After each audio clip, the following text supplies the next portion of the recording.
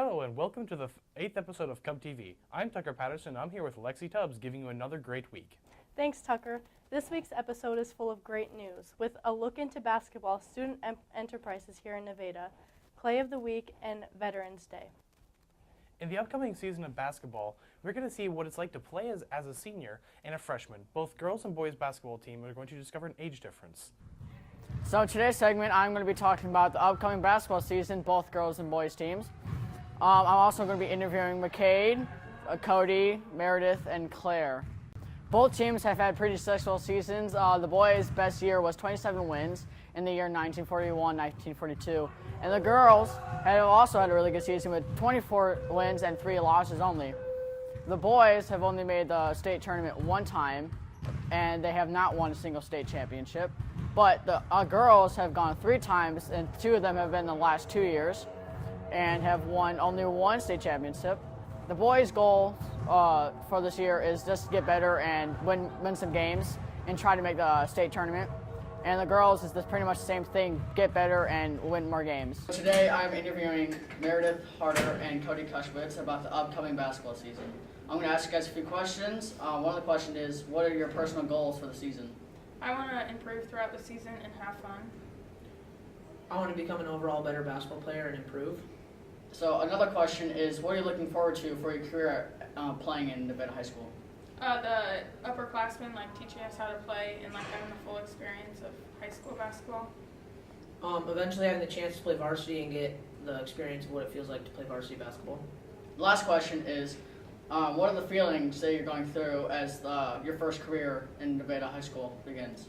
I'm excited just because it's a new experience and it sounds fun. I'm excited to get the chance to play and get the experience with upperclassmen. All right, thank you guys.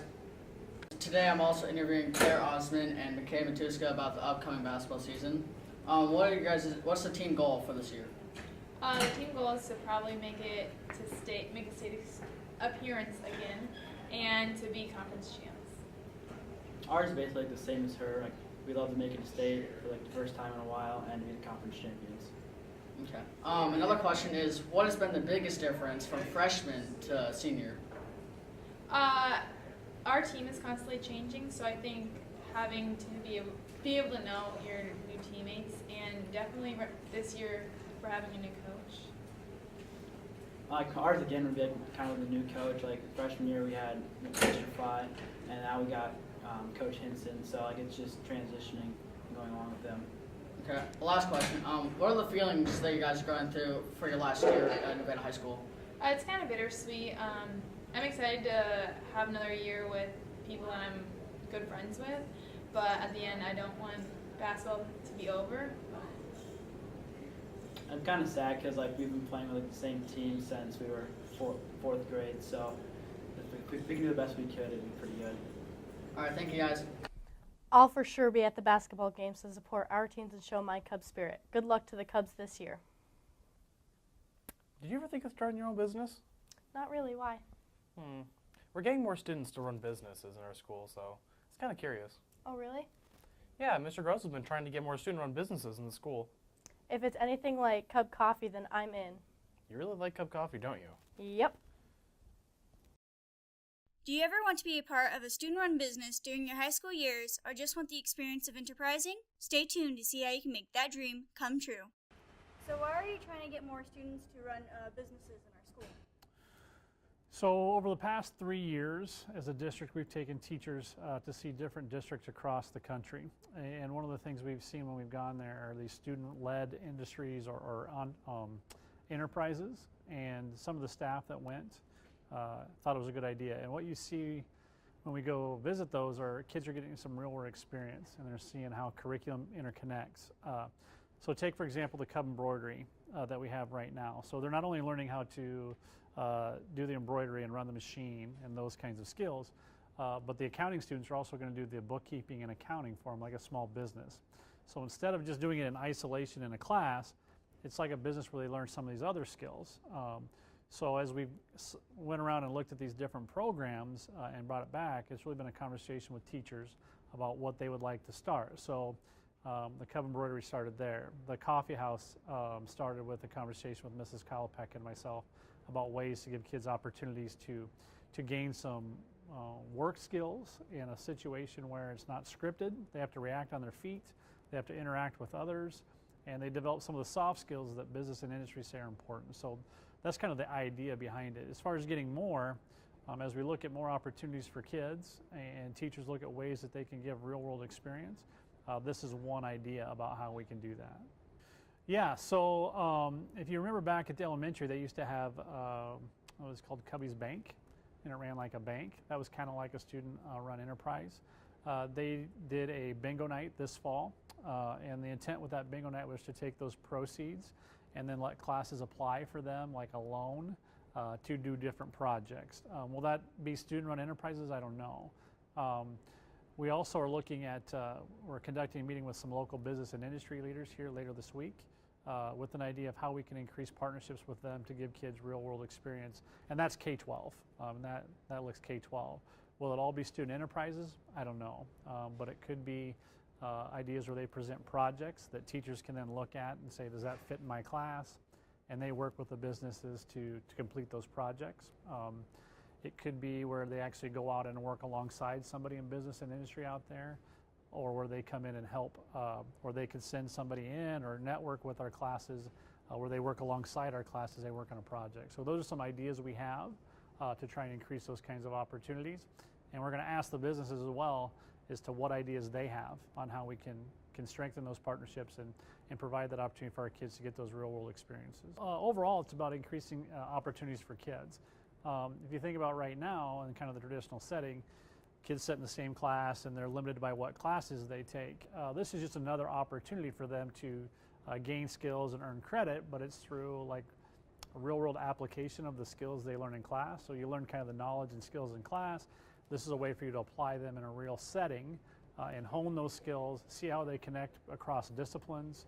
And then it's also a way for, and it's a good resume builder for them as well to put on the resume and talk about it. As far as how it'll affect our school, hopefully it's just increasing opportunities for our kids, which then makes it a place that more people want to come and be. Is there anything else you'd like to add? Yeah, I would throw it back at our kids. If they see things that they'd like to start as student enterprises and come up with a pitch or a proposal, we're open to those as well. We took a couple of students, 6 last year, to see Pocahontas High School. And they really liked what they saw. They'd like to see it here. And so that led us to purchasing equipment that'll start running here in the next, hopefully in the next 6 months. We're a little late on getting the equipment. And it's a laser engraver. And it's just an opportunity for them to work and again partner with businesses, with our business classes, so they can learn the accounting, the marketing, all of those things in a setting where they're actually producing a product that has an authentic audience. You know, and so we're providing something for the community or whoever purchases it, and our kids are learning the idea of quality, accountability, productivity, you know, how to collaborate, how to solve problems. So all of those things. So if kids have ideas about ways that they would like to see things, I think as an administrative team across the district, we're open to those as well. If you have any ideas or want more information, please go and talk to Mr. Gross. And for those who wanted to know how to get more involved with running your own business at the Nevada High School, you now know. It sounds like more student-run businesses in our school would be a great way to get more students involved with activities. We are now ready for Clay's Countdown. This week, Clay is going to share 3 things you didn't know about Donald Trump. Here's Clay with more. Welcome to Clay's Countdown. This week, I will be telling you about our next Commander-in-Chief, Donald Trump. In at number 3 is that Donald Trump doesn't drink alcohol. This might surprise you considering some of the things that he says. Coming in at number 2 is that Donald Trump almost had to shave his head. He and Vince McMahon, the WWE general manager at the time, had a bet where they each picked a wrestler to fight, and if the wrestler lost, that person had to shave their head.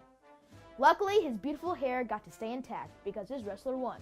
And coming in at number 1, the thing that most people didn't know is that The Simpsons not only predicted that Trump would run, but he won. That's right, The Simpsons predicted that Donald Trump would become the president. Well, that's all for this week. See you next time on Clay's Countdown. Well, I'm surprised Donald Trump didn't want to shave his hair. On a more serious note, Nevada High School honored veterans last week for Veterans Day. For more on this story, we will head over to Connor.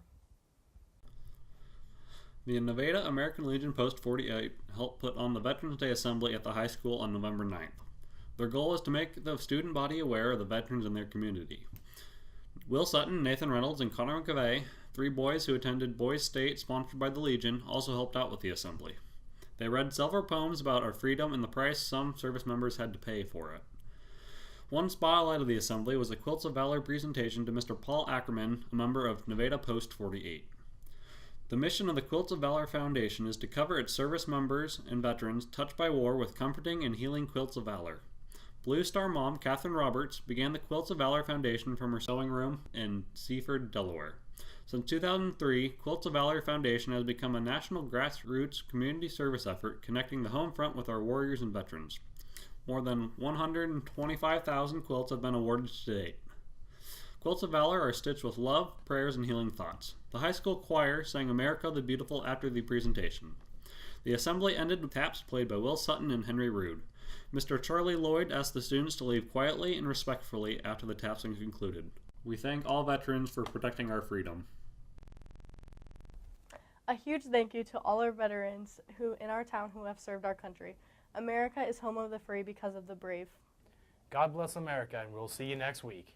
Stay classy, Nevada.